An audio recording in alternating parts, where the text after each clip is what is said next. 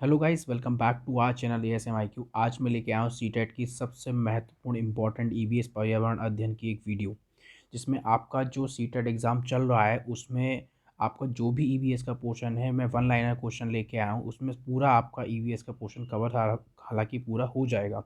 तो please channel पर पहली बार है तो चैनल को लाइक शेयर सब्सक्राइब करना ना भूलें।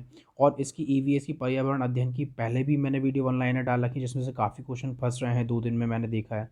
ठीक है, तो प्लीज़ चैनल पे पहली बार है तो चैनल से जुड़ जाएं और वीडियो को ज़्यादा से ज़्यादा शेयर करें, ताकि जो भी बच्चे सीटेट की तैयारी कर रहे हैं उनका EVS का पर्यावरण अध्ययन का पूरा जो पोर्शन है वो पूरा इससे क्लियर हो सके। ठीक है, मैं लिंक डिस्क्रिप्शन में दे दूंगा वीडियो का, जो वन लाइन है EVS पर्यावरण अध्ययन का है। प्लीज़ उसको ज़रूर देख के जाएँ, और ये वीडियो बहुत महत्वपूर्ण होने वाली है सीटेट EVS के लिए 2022-23 के लिए। तो ठीक है, चलिए स्टार्ट करते हैं बिना टाइम वेस्ट करें। ठीक है, ये वन लाइन है क्वेश्चन मैंने लिए गए हैं, चलिए देखते हैं। अब आपको दिख रहा है ये नाग गुफन, देखो नाग गुफन से रिलेटेड भी क्वेश्चन आ सकता है, अभी तक तो फिलहाल आया नहीं है। तो ऐसे डिज़ाइन रंगोली कढ़ाई और दीवारों को सजाने के लिए सौराष्ट्र गुजरात है एवं दक्षिण भारत में प्रयोग किए जाते हैं। हमारे देश में पाए जाने वाले सांपों में से केवल 4 तरह के सांप जहरीले होते हैं। कौन कौन से होते हैं? अभी तक तो नाग से रिलेटेड क्वेश्चन नहीं आया, मे भी आ सकता है। तो मैंने सिर्फ इंपॉर्टेंट क्वेश्चन ही लिए हैं, सारी चीज़ें नहीं ली हैं, वन लाइनर क्वेश्चन जो भी लिए हैं। ठीक है, तो पहला है नाग, दूसरा है करेत, तीसरा है अफाई, चौथा है दुबैया। ठीक है, तो 4 तरह के सांप होते हैं जो जहरीले होते हैं। अब दूसरा क्वेश्चन क्या बन सकता है? कालाहाड़ी से रिलेटेड क्वेश्चन बनता है कि कालाहाड़ी कहाँ है। तो कालाहाड़ी जो है वो उड़ीसा राज्य में है। यह क्या है? ये क्षेत्र चावल उत्पादन के लिए पूरे देश में प्रसिद्ध है। यह क्षेत्र में बहुत काफ़ी भुखमरी के कई बार तो यहाँ धान गोदामों में पड़ा पड़ा सड़ जाता है, और फिर भी कुछ लोग भुखमरी का शिकार हो जाते हैं। अब बोलते हैं नाग गुफन क्या चीज़ है? ये एक डिज़ाइन रंगोली कढ़ाई और दीवारों को सजाने के लिए है। वो क्या चीज़ है? देखो मैंने उसका पिक्चर यहाँ पे लिया गया है। ये आपका जो है थर्ड फोर्थ क्लास में आपको मिल जाएगा देखने के लिए। ठीक है, चलते हैं आगे वन लाइनर क्वेश्चन के लिए। अब देखो मच्छर से रिलेटेड क्वेश्चन आता है कि जो है मतलब मलेरिया कहाँ से फैलता है। तो मैंने इसके लिए भी लिया है कि मलेरिया मादा मच्छर एनाफ्लीस के काटने से फैलता है। किसके काटने से फैलता है? एनाफ्लीस मच्छर के काटने से फैलता है। ठीक है, किसके? एनाफ्लीज मच्छर काटने से फैलता है। मलेरिया क्या है? एक जीवाणु जनित बीमारी है। मच्छर को काटने से मलेरिया, डेंगू, हड्डी तोड़ बुखार तथा चिकनगुनिया होता है। ठीक है, कौन कौन सा? मलेरिया, डेंगू, ये सब इससे होता है। और डेंगू के लक्षण बुखार, सिर दर्द और शरीर पर लाल चकत्ते, मांसपेशियों और जोड़ों में दर्द होता है। ठीक है, डेंगू जो होता है वो एंडीज आइजिप्टी मच्छर के काटने से होता है। अगर पूछ लेता है किसकी मच्छर से काटने से होता है, तो होता है एंडीज आइजिप्टी मच्छर के काटने से होता है। मच्छर पानी में अंडे देते हैं।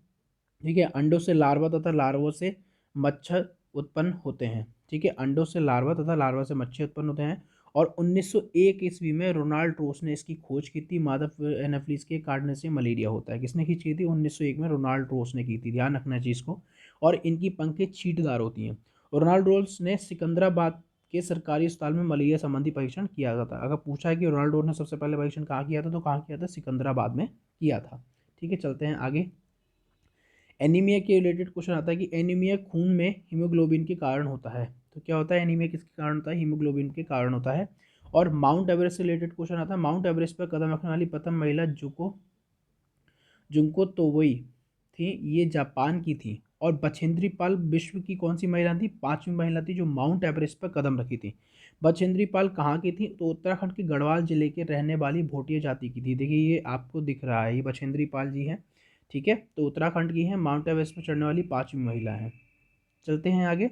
गोलकुंडा किले से रिलेटेड क्वेश्चन आता है। ये देखिए गोलकुंडा किले का मैंने पिक्चर यहाँ पे लिया गया है यहाँ पे।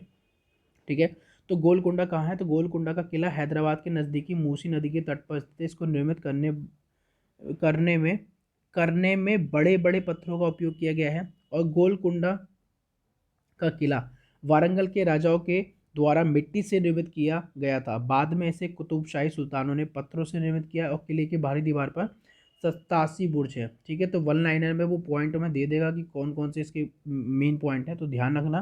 तो कुतुबशाही शाही सुल्तानों ने पत्थरों से निर्मित किया था। और किले के बाहरी दीवार पर 87 बुर्ज है।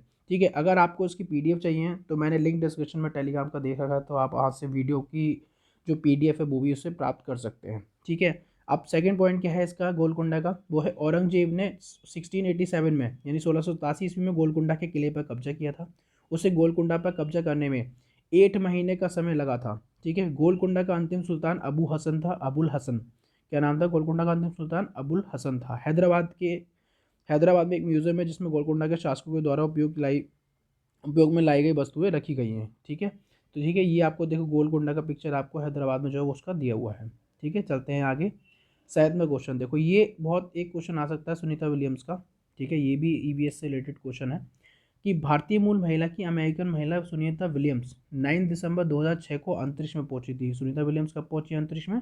9 दिसंबर 2006 को पहुंची थी। और ये डिस्कवरी यान से अंतरिक्ष में गई थी और 381 दिन अंतरिक्ष में रहने के बाद ही पृथ्वी पर वापस लौटी थी। तो इसके पॉइंट ध्यान रखना, 381 दिन ये क्या गई थी? अंतरिक्ष में मतलब अंतरिक्ष में रही थी, उसके बाद वो पृथ्वी वापस लौटी थी। और इनके पिता कौन थे? इनके पिता गुजरात के अहमदाबाद में रहने वाले कौन थे? एक डॉक्टर थे। कौन थे? डॉक्टर है। तो सुनीता विलियम्स ने इनका जो सितंबर 2007 में भारत आई थी एवं विद्यालयों में उत्प्रेरित करने वाली भाषण दी थी। और इनका कहना है कि नासा से पदमुक्त होने के बाद मैं एक शिक्षक बनूंगी। अब सुनीता विलियम्स के बारे में थोड़ा सा जान लेते हैं। सुनीता विलियम्स का जन्म जो 19 सितंबर 1965 में यूक्लिड ओहायो में हुआ था। ठीक है, और अमेरिका अंतरिक्ष एजेंसी नासा के माध्यम से अंतरिक्ष में जाने वाली भारतीय मूल की दूसरी महिला है। कौन सी महिला है? सेकंड महिला है भारतीय मूल की, जो ये नासा की साइड से इंडिया से गई थी। ये भारत के गुजरात के अहमदाबाद से ताल्लुक़ रखती हैं। इन्होंने एक महिला अंतरिक्ष यात्री के रूप में 195 दिनों तक 195 दिनों तक अंतरिक्ष में रहने का विश्व कीर्तिमान स्थापित किया गया। उनके पिता दीपक पांडे अमेरिका में कौन है? एक डॉक्टर। जैसे कि मैंने यहाँ भी बताया था कि इनके पिता जो अमेरिका में कौन है? दीपक पांडे, वो अमेरिका में एक डॉक्टर है। तो ये सुनीता विलियम्स का पिक्चर है। ठीक है, चलते हैं आगे। और प्लीज़ चैनल पे पहली बार है तो चैनल से जुड़ जाए ताकि आपकी ईवीएस के पोर्शन की इससे पूरा ईवीएस कवर हो जाएगा। मैं इसमें और भी चीज़ें काफ़ी चीज़ें मैं पूरी एक ही वीडियो में कवर कर दूंगा। ठीक है, अब आता है ग्लोब। ग्लोब से रिलेटेड क्वेश्चन एक आता है कि ग्लोब पृथ्वी का प्रतिरूप होता है। पृथ्वी की आकृति गोलाब होती है। अंतरिक्ष में देखने पर पृथ्वी नीले रंग की दिखाई देती है क्योंकि पृथ्वी पर 71% भाग जल है। क्या है? 71%। पृथ्वी पर कितना जल है? 71% भाग जल है। पेट्रोलियम से रिलेटेड एक क्वेश्चन आता है कि पेट्रोलियम के साथ एलपीजी गैस भी प्राप्त की जाती है। विश्व में पेट्रोलियम का सबसे बड़ा भंडार कहाँ कहाँ पे है? तो सबसे बड़ा भंडार पहले वेनेजुएला में है, उसके बाद इराक, ईरान और कुवैत में है। ठीक है, सबसे पहले कौन सा है? वेनेजुएला। ठीक है, उसके बाद इराक, ईरान और कुवैत में है। अब नेक्स्ट पॉइंट क्या है कि रात्रि में हमें देखते हैं कि कुछ तारे टूट कर गिरते हैं, उन्हें उल्का पिंड कहा जाता है, यानी कोमेट कहा जाता है। और उल्का पिंड छोटे खगोलीय पिंड होते हैं जो अनियमित कक्षाओं में सूर्य की परिक्रमा करते हैं। ठीक है, इसमें वन लाइनर में सारे इंपॉर्टेंट क्वेश्चन आपके फैक्ट क्लियर हो जाएंगे। जो भी सीटेट का एग्जाम होने वाला है प्लीज़ इसको जरूर देख के जाएं। ठीक है, चलते हैं आगे। अंतरिक्ष की कुछ सोच की बातें, अंतरिक्ष से रिलेटेड कुछ क्वेश्चन आते हैं तो क्या होता है? अंतरिक्ष में कोई भी व्यक्ति एक जगह टिक कर नहीं बैठ सकता और एक जगह से दूसरी जगह जाने के लिए उसे तैरना पड़ता है। ठीक है, तैरना पड़ता है। पानी एक जगह टिका नहीं रहता, वह बुलबुलों की तरह इधर उधर उड़ता रहता है। हाथ मुंह धोने के लिए बुलबुलों को कपड़े से पकड़ना पड़ता है एवं गीला करना पड़ता है। तो ये अंतरिक्ष की कुछ बातें हैं। दूसरा पॉइंट क्या अंतरिक्ष का? अंतरिक्ष यान में खाने पीने के सभी पैकेट उड़ते रहते हैं। अंतरिक्ष में बाल हमेशा खड़े रहते हैं, कंघी भी ज़रूरत नहीं होती है, कंघी की ज़रूरत नहीं होती है, जैसे कि आप देख रहे हैं ये पिक्चर। ठीक है, एक जगह टिक कर काम करने के लिए अपने आप को बेल्ट से बांधना होता है, जैसे कि आपने देखा होगा जब कल्पना चावला वो जी गई थी तब। तो मानव चित्र पर या ग्लोब में कई देशों एवं राज्यों के लिए लाइनें खींची रहती हैं। ये लाइनें किसी भी देश की या राज्य की सीमा को प्रदर्शित करती हैं और अंतरिक्ष में ऐसी कोई लाइनें नहीं दिखती हैं। ठीक है, तो आपको क्या है, एक जगह बैठकर आपको जो है सारी कंघी का भी जरूरत नहीं पड़ती। तो ये अंतरिक्ष की कुछ बातें हैं। ठीक है, आपको पीडीएफ जो है लिंक डिस्क्रिप्शन में टेलीग्राम का दे दूंगा, वहाँ से भी इसकी पीडीएफ मिल जाएगी। अब मुंबई से रिलेटेड एक ये देखो एक क्वेश्चन आता है कि आपका मतलब दिशाओं से रिलेटेड भी आ रहा है, एक जगहों से रिलेटेड भी आ रहा है। तो मुंबई से दिल्ली की दूरी लगभग 1400 किलोमीटर है। राष्ट्रीय राजमार्ग के द्वारा मुंबई से दिल्ली तक जाने में 4 राज्यों से गुजरना पड़ता है। कौन कौन से? महाराष्ट्र, हरियाणा, दिल्ली, राजस्थान और गुजरात। ध्यान रखना। मनाली से रिलेटेड क्वेश्चन आता है। मनाली हिमाचल प्रदेश में स्थित है और मनाली से लेह जाने में रोहतांग दर्रे से गुजरना पड़ता है। ठीक है, ये इंपॉर्टेंट क्वेश्चन है, ध्यान रखना। लद्दाख एक ठंडा रेगिस्तान है, यानी वहाँ पर वर्षा बहुत कम होती है। पूछ लेगा कि सबसे ठंडा रेगिस्तान कौन सा, तो लद्दाख है। वर्षा सबसे कम होती है वहाँ पे, ये ध्यान रखना एक पॉइंट। और वनस्पति अभी बहुत कम है। ठीक है, और लेह को लद्दाख की राजधानी भी कहा जाता है। ठीक है, लेह को राजधानी भी क्या है, लेह को लद्दाख की राजधानी कहा जाता है। एक क्वेश्चन जैसे आता है आपका एनसीईआरटी से रिलेटेड आता है, एनसीईआरटी। ठीक है, तो एनसीईआरटी का मतलब क्या होता है? The national counselling of educational research and train. इसकी जो स्थापना हुई थी एनसीईआरटी की हुई थी, वो हुई थी 15 सितंबर 15 सितंबर 1961 को हुआ। और इस संख्या का उद्देश्य विद्यालय शिक्षा को गुणवत्ता में सुधार करना एवं पाठ्य पुस्तक को सुगम तथा सरल बनाना। तो और इसका मुख्यालय अगर पूछे एनसीईआरटी का वो कहाँ है, तो वो है नई दिल्ली में। ठीक है, एक क्वेश्चन आता है सीबीएसई से रिलेटेड। अब एनसीईआरटी पढ़ाती है, अब आता है सीबीएसई। ठीक है, तो सीबीएसई का क्या होता है, central board of secondary education. ठीक है, तो इसकी स्थापना कब हुई थी, इसकी स्थापना हुई थी 3 नवंबर 1962 ईस्वी में हुई थी। ठीक है, और इस संस्था का उद्देश्य क्या था, केंद्रीय कर्मचारियों के बच्चों को नियमित ढंग से शिक्षा प्रदान करना। ठीक है, तो ध्यान रखना। एक क्वेश्चन क्या आता है कि मतलब खरगोश और कछुए की कहानी पंचतंत्र नामा पुस्तक में दी गई है, और जिसके लेखक कौन है, विष्णु शर्मा जी हैं। ठीक है, तो ये वन लाइनर क्वेश्चन जो मुझे पता है मैं आपको बता रहा हूँ। ठीक है, और पूछ लेता है कि जल संरक्षण दिवस कब मनाया जाता है। ठीक है, जल संरक्षण दिवस कब मनाया जाता है, तो ध्यान रखना, जल संरक्षण दिवस मनाया जाता है 22 मार्च को। कब मनाया जाता है, 22 मार्च को मनाया जाता है। ठीक है, और क्वेश्चन क्या हो सकता है, वो एक हांगकांग से रिलेटेड क्वेश्चन आता है, सांप वाला जो क्वेश्चन आपने सबने पढ़ा होगा। ठीक है, हांगकांग से रिलेटेड आता है कि हांगकांग के लोगों को क्या है, सांपों से बने व्यंजन को खाते हैं, जिन्हें क्या कहा जाता है, जिन्हें कहा जाता है लिंग हूँ फैन, मतलब लिंग हूँ और फैन। ठीक है, तो सीटेट की वन लाइनर क्वेश्चन है जो बहुत ही इंपॉर्टेंट है, प्लीज़ इसको देख के जाइएगा। ठीक है, एक लुई ब्रेल लिपि आपने सुना होगा। ठीक है, लुई ब्रेल जो है वो कहाँ की है, फ्रांस देश के रहने वाले थे लुई ब्रेल। ठीक है, तो ये मतलब लुई ब्रेल के बारे में बता रहा हूँ आपको। तो क्या होता है, यह लिपि 6 बिंदुओं पर आधारित होती है। कौन सी, ठीक है, ये जो लिपि होती है 6 बिंदुओं पर आधारित होती है। ये किसके लिए होती है, जो लोग देख नहीं सकते। कौन सी, लुई ब्रेल लिपि की बात कर रहा हूँ मैं, लुई ब्रेल लिपि। इससे रिलेटेड आपको एक क्वेश्चन जरूर मिलेगा, लुई ब्रेल लिपि ये किस लिए होती है, जो लोग देख नहीं सकते उनके पढ़ने का एक खास तरीका होता है, जैसे ब्रेल लिपि कहते हैं। और ब्रेल लिपि क्या है, एक मोटे कागज पर एक नुकीले औजारों से बिंदु बनाकर लिखा जाता है, और इसे उभरे होने के कारण पढ़ा जाता है। ये लिपि जो होती है कितने बिंदुओं पर आधारित होती है, 6 बिंदु पर आधारित होती है। ठीक है, तो इसे क्या है, जो इंसान नहीं देख सकता है वो उसे उसके लिए बनाई गई है, उसको आराम से पढ़ सकता है।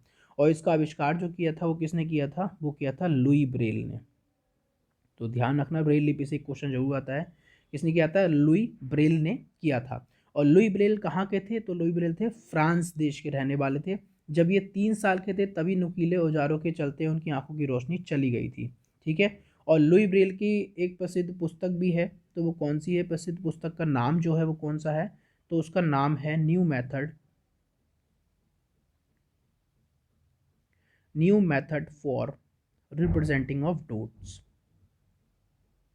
ठीक है, रिप्रेजेंटिंग ऑफ डॉट्स। तो ध्यान रखना, तो ये इस पुस्तक का नाम है जिसमें इस चीज़ का जिक्र किया गया है। ठीक है, अब चलते हैं आगे थोड़ा सा। लद्दाख से रिलेटेड क्वेश्चन आता है कि लद्दाख में 2 मंजिला मकान बनाते हैं। सर्दी के दिनों में वहाँ के लोग अपने जानवरों के साथ नीचे की मंजिलों में रहते हैं, और नीचे वाली मंजिल बिना खिड़की की होती है। सभी घरों की छतें समतल होती हैं, जैसा कि आप ये पिक्चर देख रहे हैं। ठीक है, लद्दाख में सेब एवं बुखारा, बुखारा मतलब आलू बुखारा होता है खाने वाला, की खेती की जाती है। यहाँ के लोग लाल मिर्च, सीताफल, मक्का तथा धान की भी खेती करते हैं। लद्दाख में ही और उत्तर बढ़ने पर चांगथांग का इलाका स्थित है। चांगपा की भाषा में चांगथांग का मतलब होता है ऐसी जगह जहां बहुत कम लोग रहते हैं।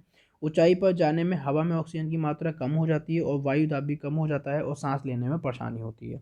ठीक है, चलते हैं आगे नेक्स्ट क्वेश्चन में। नेक्स्ट क्वेश्चन क्या कहता है, चांगथांग से रिलेटेड इसी में चल रहा है कि चांगथांग में घास के कई मैदान पाए जाते हैं। इन क्षेत्रों में चांगपा एवं बकरवाल नामक घुमंतू जातियां रहती हैं। ये घुमंतू जातियां भेड़ तथा बकरी पालते हैं। चांगथांग के क्षेत्र में अच्छी किस्म की ऊन होती है, और दुनिया में ये नशहूर नहीं है, ये पशमूर है। ठीक है, पशहूर, पश्मीना। पश्मीना क्या है, एक साल बकरी के बाल से बनाई जाती है। पश्मीना साल में गर्मी, ये गामी गलत लिखा है, टाइप में गलती हुई है। पश्मीना साल में गर्मी होती है, और पश्मीना एक खास प्रकार की बकरियों की नस्ल होती है। ठीक है, नस्ल नहीं है, ये नस्ल है जो ऊंचाई पर रहती है। ठीक है, चांगथांग की ऊंचाई कितनी है, 5000 मीटर है। सर्दियों में यहाँ पर न्यूनतम तापमान -40 डिग्री सेंटीग्रेड होता है। तो ध्यान रखना -40 सेंटीग्रेड जो होता है वो होता है किसका, इसका होता है, ठीक है। और एक आपको पता होगा अभी एक थोड़े दिन अभी एक क्वेश्चन 28-29 में मैंने देखा था, कई लोगों ने मुझे मतलब मैसेज भी किए थे। तो उसमें था कि जो झटके से अपनी गर्दन को आगे पीछे करता है तो उसका नाम क्या है, उसका नाम है मैना, जो झटके से अपनी गर्दन आगे पीछे करता है, ठीक है। और उल्लू एक ऐसा मतलब जानवर है जो अपनी गर्दन एकदम पीछे तक 360 तक घुमा सकता है। कौन सा? उल्लू।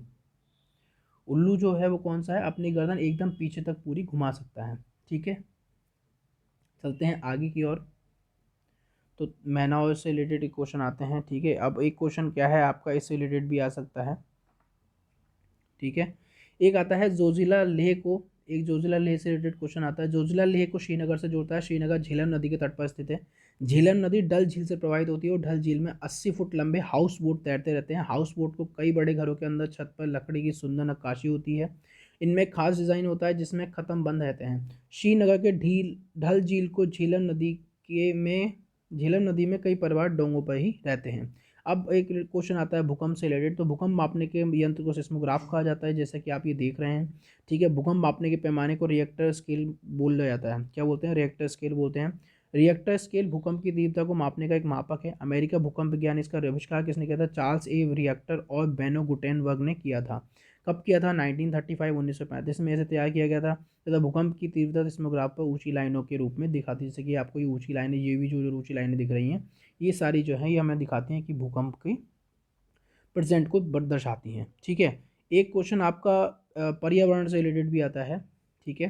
तो पर्यावरण से रिलेटेड क्या आता है वो अभी बाद में बताते हैं आपको, पहले ये क्वेश्चन देखते हैं कि हृदय की धड़कन एवं अन्य रोगों का पता लगाने के लिए डॉक्टर स्टेथोस्कोप का प्रयोग करते हैं, जो 1 मिनट में 72 बार धड़ता है। कौन? दिल जो होता है वो 1 मिनट में 72 बार धड़कता है, जो धड़कन बता रहा है। अब आता है जंगल का अधिकार कानून 2007 वाला। तो ये कानून आदिवासियों को जंगल पर उनका हक दिलाता है। जो लोग कम से कम 25 साल से जंगल में रह रहे हैं उन्हें उनके वहाँ के जंगल को, वहाँ पैदा होने वाली चीज़ों पर हक है, उन्हें जंगल से हटाया नहीं जा सकता।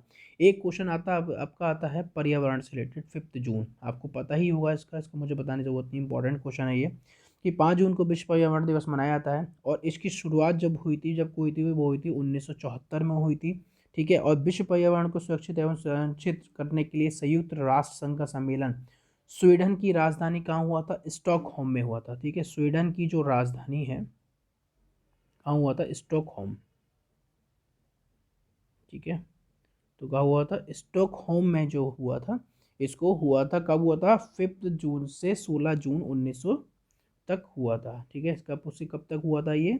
6 जून से रिलेटेड, 6 जून से लेके सॉरी 6 जून नहीं, 5 जून, सॉरी 5 जून से लेके कब हुआ था? 16 जून तक, 16 जून 1972, ठीक है। तो 5 जून से लेके 16 जून 1972 को हुआ था। और इसी सम्मेलन के तहत यूएनईपी, अब यूएनईपी क्या है भाई? यूएनईपी का मतलब होता है यूनाइटेड नेशन इन्वायरमेंट और प्रोग्राम की स्थापना की गई। और इस संगठन का मुख्यालय, अगर मुख्यालय पूछता है उसका, ठीक है, अगर पूछ लेता है कि इसका मुख्यालय कहाँ है, तो वो कहाँ पे है? केन्या की राजधानी नैरोबी में। कहाँ पे है? केन्या की राजधानी नैरोबी, ठीक है। केन्या की जो राजधानी है वो नैरोबी में इसका मुख्यालय है, इसका यूएनईपी का, ठीक है, नैरोबी, ठीक है। तो नैरोबी में इसका मुख्यालय है, ठीक है। और पर्यावरण शब्द क्या है पता ही होगा आपको। परी और आवरण 2 शब्दों से मिलकर बना है एक परी, ठीक है। एक मिला है परी और प्लस आवरण, जिसमें आपको पता है कि परी का मतलब मतलब परी का अर्थ होता है वो चारों तरफ होता है, आवरण का अर्थ होता है घेरा हुआ। इस प्रकार पर्यावरण का अर्थ चारों तरफ से घेरना तथा मनुष्य के चारों ओर वह क्षेत्र जो उसे घेरा रहता है एवं उसकी जीवन एवं क्रियाओं को प्रत्यक्ष या प्रत्यक्ष रूप से प्रभावित करता है, ठीक है। पर्यावरण को अंग्रेजी में पता ही आपको इन्वायरमेंट भी बोलते हैं, ठीक है। और ये अंग्रेजी का वह शब्द है जो फ्रेंच भाषा के शब्द से इन्वायर्ड से लिया गया है, ठीक है। तो पूरी वीडियो जरूर देख के जाइएगा, मे बी इसमें से जरूर आपके ईवीएस से रिलेटेड क्वेश्चन जरूर पढ़ेंगे। मैं इसलिए 199 मोस्ट इंपॉर्टेंट क्वेश्चन लेके आपके लिए आया हूँ। प्लीज़ चैनल पर पहली बार है तो चैनल से जुड़ जाएं, चैनल को लाइक शेयर सब्सक्राइब करना ना भूलें और वीडियो को ज़्यादा से ज़्यादा शेयर करें ताकि जो भी बंदे सीटेट की तैयारी कर रहे हैं उनकी अच्छे से इसकी तैयारी हो सके, ठीक है। आपको पता होगा कि जो भारत का राष्ट्रीय पक्षी जो है, राष्ट्रीय पक्षी कौन सा है? मोर है।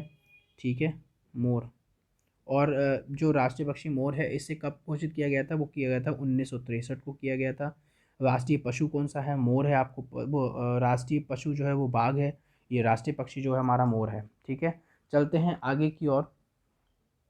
ठीक है, और आपके कुछ क्वेश्चन और भी हैं कि गांव में जो मतलब बच्चों के खेले जाने वाला जो होता है वो खेल स्टापू होता है, ये आपको पता ही होगा। ठीक है, मैं आपको और भी क्वेश्चन बता देता हूँ। क्या है? खेल स्टापू होता है जो बच्चों के खेलने के काम आता है। ठीक है, और भी बहुत सारी चीज़ें हैं। 22 मार्च को जल संरक्षण दिवस मनाया जाता है। आपको पता होगा जल संरक्षण दिवस जो मनाया जाता है वो कब मनाया जाता है? 22 मार्च को। ध्यान रखना, 22 मार्च को मनाया जाता है, क्योंकि एक डेट अभी तक तो नहीं आई है लेकिन आने की संभावना रहेगी। ठीक है, मानचित्रों को जो एक साथ रखा जाता है उसे एटलस कहा जाता है। ठीक है, और सबसे ज़्यादा अगर पूछे कि सबसे ज़्यादा की अधिक वर्षा कहाँ होती है, तो आपको पता ही होगा कि असम में सबसे ज़्यादा वर्षा होती है। कहाँ होती है? असम में सबसे ज़्यादा वर्षा होती है, जिसके चलते स्कूल पहुँचने के लिए विद्यार्थियों को काय का यूज़ करना पड़ता है? बांस के पुलों का। किसके भाई? बांस के पुलों का यूज़ करना पड़ता है। ठीक है, और लद्दाख से रिलेटेड आपको पता ही होगा, लद्दाख से रिलेटेड मैंने क्वेश्चन पीछे पढ़ा भी दिया कि लद्दाख जम्मू कश्मीर के उत्तर पूर्वी भाग में स्थित है। यहाँ विद्यार्थी स्कूल पहुँचने के लिए किसका यूज़ करते हैं? ट्रॉली का यूज़ करते हैं। काय का? ट्रॉली का यूज़ करते हैं। अब बात करते हैं केरल से रिलेटेड। ठीक है, केरल से रिलेटेड क्वेश्चन आने की संभावना है। केरल के कुछ भागों में बच्चे पानी को पार करने के लिए कौन सा? बल्लम। ठीक है, अब बल्लम क्या चीज़ होती है? बल्लम होता है जो लकड़ी की बनी छोटी नाव होती है, में बैठकर स्कूल जाते हैं। ठीक है, अब बात करते हैं राजस्थान की। ठीक है, तो राजस्थान क्या है? राजस्थान में थार का मरुस्थल है जहाँ पर रेत ही रेत है। बच्चे ऊँटों पर बैठकर स्कूल जाते हैं। ऊँट को रेगिस्तान का क्या कहा जाता है? जहाज कहा जाता है। किसको? ऊँट को। ठीक है, तो रेगिस्तान का जहाज ऊँट को कहा जाता है। ठीक है, अब आगे चलते हैं कि जो पहाड़ी क्षेत्रों में विद्यार्थी पथरीले रास्ते से होते हुए स्कूल जाते हैं, जैसे कि कौन कौन से हैं? उत्तराखंड है, आपको पता ही होगा, एक तो उत्तराखंड है। ठीक है, दूसरा आपका हिमाचल प्रदेश है, एचपी यानी कि। तीसरा आपको जम्मू एंड कश्मीर है।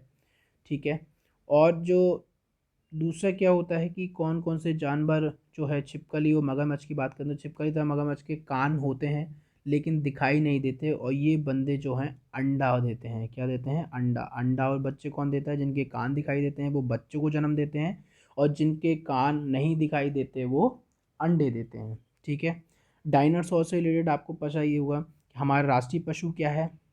पहले डायनासोर की बात कर लेते हैं। ठीक है, डायनासोर। डायनासोर से क्योंकि एक क्वेश्चन आने की संभावना है। ठीक है, तो डायनासोर से रिलेटेड बात करते हैं। डायनासोर क्या चीज़ है? जिसका अर्थ यूनानी भाषा में बड़ी छिपकली होता है।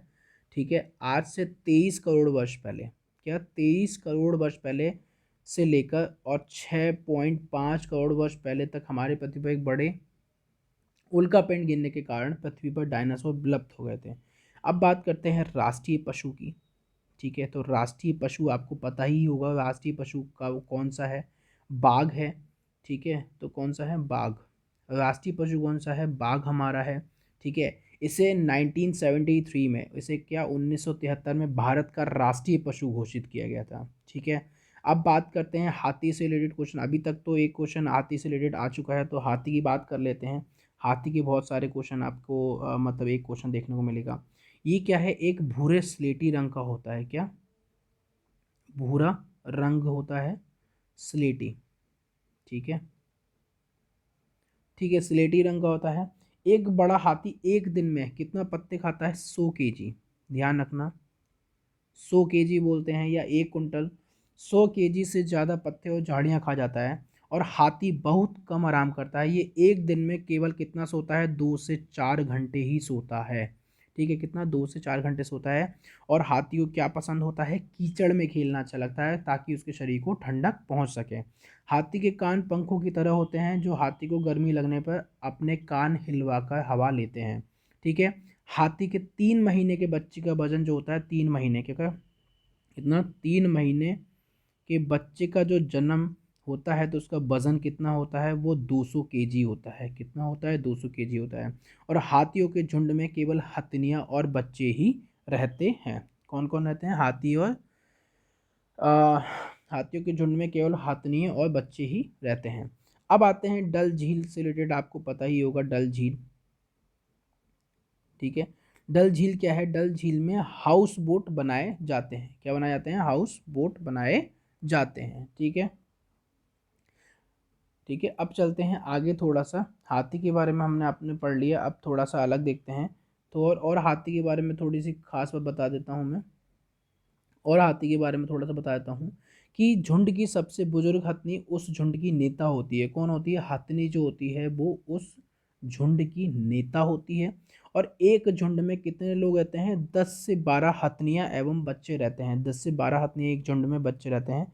और हाथी 14 से 15 साल तक ही अपने झुंड में रहते हैं, फिर वे झुंड छोड़ देते हैं और अकेले रहते हैं। कब तक रहते हैं? 14 से 15 साल। हथनी हाथी जो 14 से 15 साल तक ही अपने झुंड में रहते हैं, फिर वे झुंड छोड़ देते हैं, वे अकेले रहते हैं। और एशियाई हाथी का जीवन काल जो होता है, एशियाई हाथी होता है एक, ठीक है, एशियाई हाथी। तो एशियाई हाथी का जो जीवन मतलब एशियाई हाथी का जो वजन होता है वो होता है 5400 किलोग्राम, ठीक है, केजी होता है। और ठीक है, तो हाथी के लिए इतनी ही बातें हैं। अब बात चलते हैं थोड़ा सा मतलब लीची के ऊपर बात कर लेते हैं। लीची के बारे में आपको पता ही होगा, ठीक है। तो लीची क्या है? बिहार के मुजफ्फरनगर में, कहाँ पे? बिहार के मुजफ्फरपुर ज़िले में बड़े पैमाने पर लीची की खेती होती है। कहाँ होती है? बिहार के मुजफ्फरपुर, ठीक है। मुजफ्फरपुर ज़िले में क्या है कि लीची होती है? बिहार के मुजफ्फरपुर ज़िले में बड़े पैमाने पर लीची की खेती की जाती है। लीची के बागों में मधुमक्खी पालन किया जाता है, ठीक है। और लीची के बागों में ही तैयार की गई शहद अच्छे गुणों की एवं खुशबूदार होती है, ठीक है।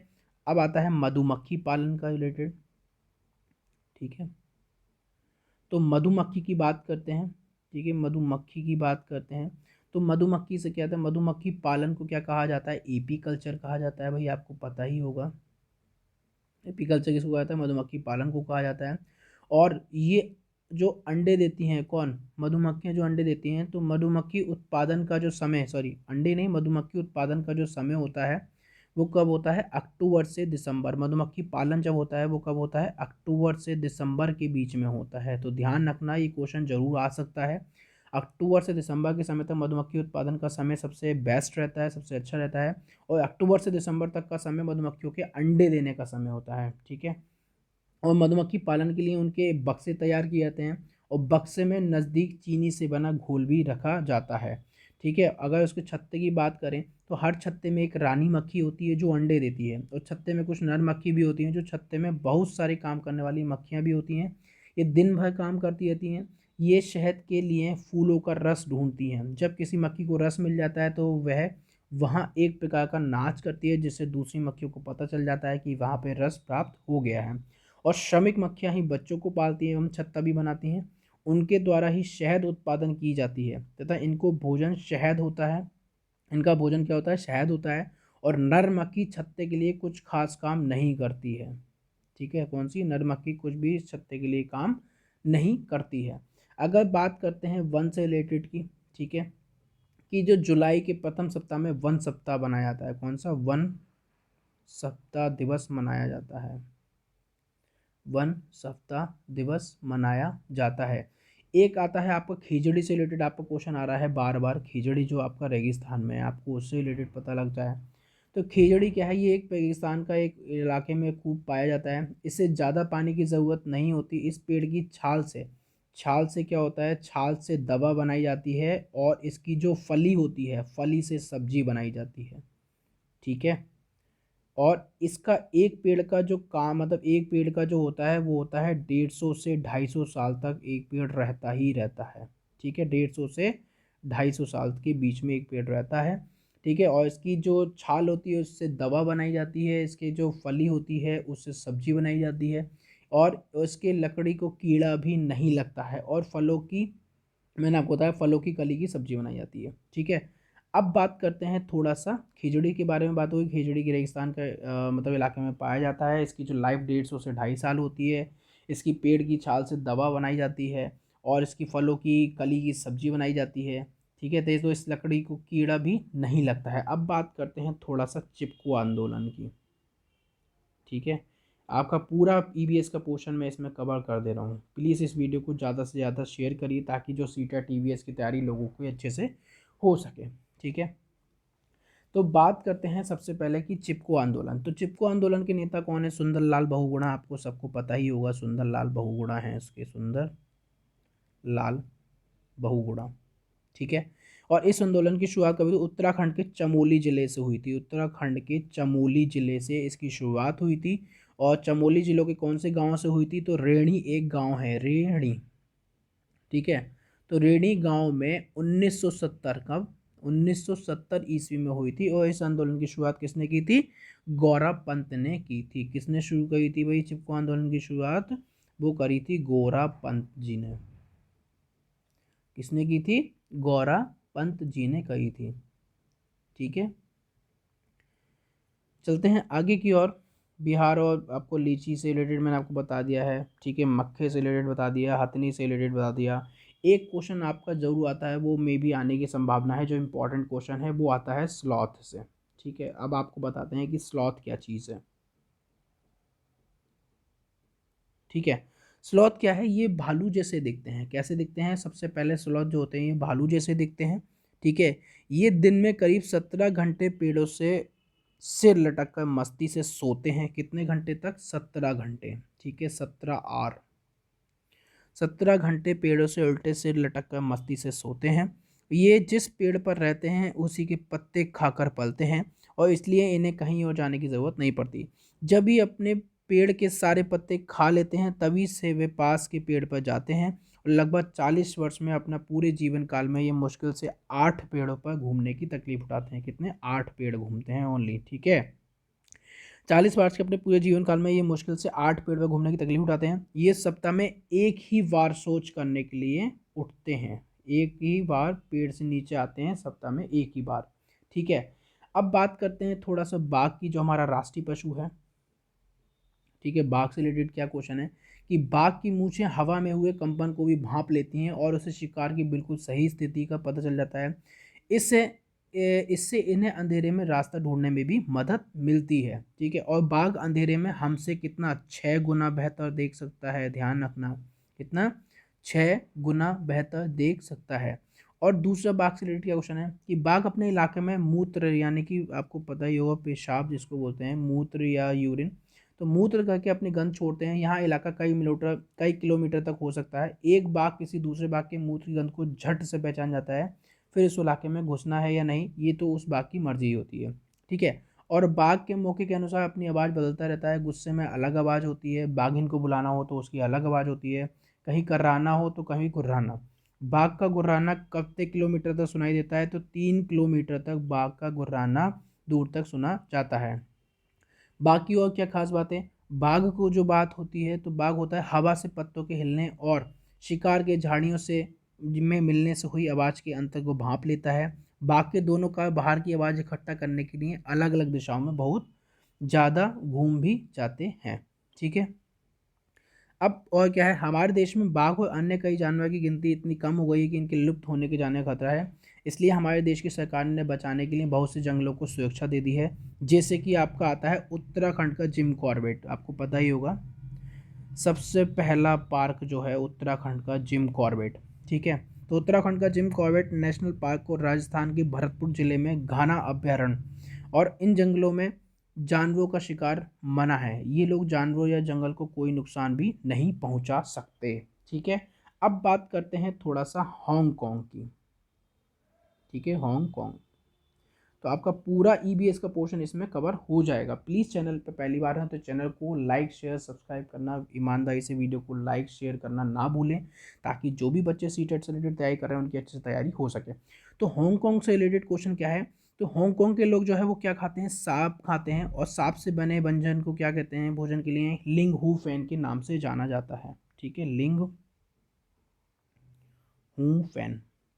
ठीक है, तो अब बात करते हैं कश्मीर के लोगों की। तो कश्मीर के लोग क्या करते हैं भाई? कश्मीर के लोग क्या चीज़ कैसे खाते हैं? कश्मीर के लोगों को क्या है? सरसों के तेल में बनी मछली। कौन सी? सरसों के तेल में बनी मछली खाते हैं। सरसों के तेल में बनी मछली। तो सरसों के तेल में बनी मछली कौन लोग खाते हैं? कश्मीरी के लोग खाते हैं। और गोवा के लोग, अगर बात करता है कि गोवा के लोग क्या खाते हैं, गोवा आपको पता ही होगा। तो गोवा के लोग क्या खाते हैं? नारियल के तेल में बनी समुद्री मछली खाते हैं। ठीक है, गोवा के लोग क्या कहते हैं? नारियल के पानी में क्या है, गोवा के लोग क्या है, नारियल के तेल में समुद्री मछली खाते हैं। ठीक है, अब बात करते हैं गोवा के बाद थोड़ा केरल की। ठीक है, कि केरल के लोग भाई क्या खाते हैं। ठीक है, तो केरल के लोग क्या है, नारियल में डली हुई करी के साथ टेपियोका खाते हैं। क्या? नारियल में डली हुई। ठीक है, क्या करते हैं? नारियल में डली हुई करी के साथ, क्या? करी के साथ टेपिकोका क्या खाते हैं? टेपिओका। क्या खाते हैं भाई? टेपिओका को खाते हैं। ठीक है, मोर भारत का क्या है, राष्ट्रीय पशु है, आपको पता है। डल झील का है कश्मीर के श्रीनगर में, जहाँ पर हाउस बोट बनाए जाते हैं। ठीक है, स्लॉथ से रिलेटेड मैंने आपको सारी चीज़ें बता ही दी हैं। एक आपको आता है कि जो मतलब अपनी पुतलियाँ घुमा के नहीं दे सकते, वो कौन से जानवर होता है? ठीक है, तो आपको सबसे बात, हाँ एक क्वेश्चन आता है चील और बाज से रिलेटेड, आपको चील और बाज से रिलेटेड भी आपको पता ही होगा। ठीक है, देखो चील और बाज से रिलेटेड बात कर लेते हैं, चील और बाज। ठीक है, तो चील और बाज और गिद्ध, दूसरा तीसरा क्या है? गिद्ध भी तो होता है कोई। ठीक है, तो चील, बाज और गिद्ध। चील, बाज और गिद्ध की खास बात क्या होता है कि चील, बाज और गिद्ध जैसे पक्षी हमसे 4 गुना ज़्यादा दूरी से देख पाते हैं। कैसे? हमसे 4 गुना ज़्यादा दूरी से देख पाते हैं। कितना देखते हैं? हमसे 4 गुना। जो चीज़ें हमें 2 मीटर की दिखाई पर पड़ती हैं, वही चीज़ें ये पक्षी 8 मीटर की दूरी से ही देख लेते हैं। ठीक है, और दिन में जागने वाले जानवर कुछ रंग देख पाते हैं, रात में जागने वाले जानवर हर चीज़ को सफ़ेद और काला ही देख पाते हैं। तो जितना भी मेरे को पता है मैंने आपको सारा कुछ बता दिया है। ठीक है, और बात करते हैं असम वाले से रिलेटेड कि असम में अत्यधिक वर्षा होती है, आपको पता ही होगा। यहाँ के अधिकांश भाग लकड़ी के बने होते हैं, मकान बांस के द्वारा निर्मित प्लेटफॉर्म पर बनाए जाते हैं। राजस्थान में सबसे कम वर्षा राजस्थान में होती है। ठीक है, जो जिसकी घरें दीवारें मिट्टी की बनाई जाती हैं और छतें कंटीली झाड़ियों से बनाई जाती हैं। ठीक है, आज के लिए इतना ही बात करते हैं। बछेंद्री पाल से रिलेटेड मैंने आपको बताया ही है, वरना बता देता हूँ बछेंद्री पाल से रिलेटेड एक क्वेश्चन और। ठीक है, बछेंद्री पाल, जाते जाते लास्ट क्वेश्चन ये भी देख जाइए बछेंद्री पाल से रिलेटेड, कि बछेंद्री पाल ने 23 मई कब, 23 मई 1984 को दिन में 1:07 पर 1900 मीटर, क्या सॉरी 7900 मीटर, ठीक है 8900 मीटर की ऊंची चोटी माउंट एवरेस्ट पर कदम रखा, करीब 43 मिनट। ठीक है, करीब 43 मिनट तक ये जो थी, ठीक है करीब 43 मिनट तक वह दुनिया की सबसे ऊंची चोटी पर रहीं। इसके साथ ही बछेंद्री पाल भारत की पहली और संसार की 5वीं ऐसी महिलाएं। कौन सी? भारत की तो जो है पहली हैं जिन्होंने माउंट एवरेस्ट पर चढ़ाई करी थी। ठीक है, माउंट जो सबसे ऊंची चोटी है 8900 मीटर की।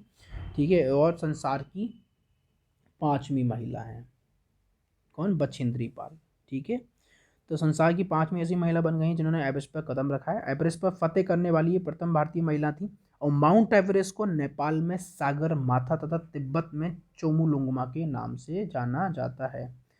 किसको किस नाम से जाना जाता है भाई? माउंट एवरेस्ट को, बात कर रहे हैं माउंट एवरेस्ट को।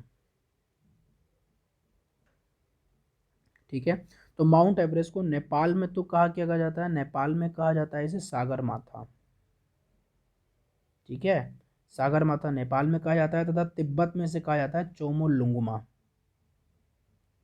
ठीक है, तो बहुत इंपॉर्टेंट वीडियो है ये, प्लीज़ ज़्यादा से ज़्यादा इसको शेयर करें। ठीक है, आज के लिए इतना ही काफ़ी है। Thanks for watching this video. Please video को ज़्यादा से ज़्यादा शेयर करके जरूर जाएँ। चैनल पर पहली बार है तो चैनल से जुड़ जाएँ ताकि आपकी और भी अच्छे से तैयारी हो सके। ठीक है, thanks for watching this video.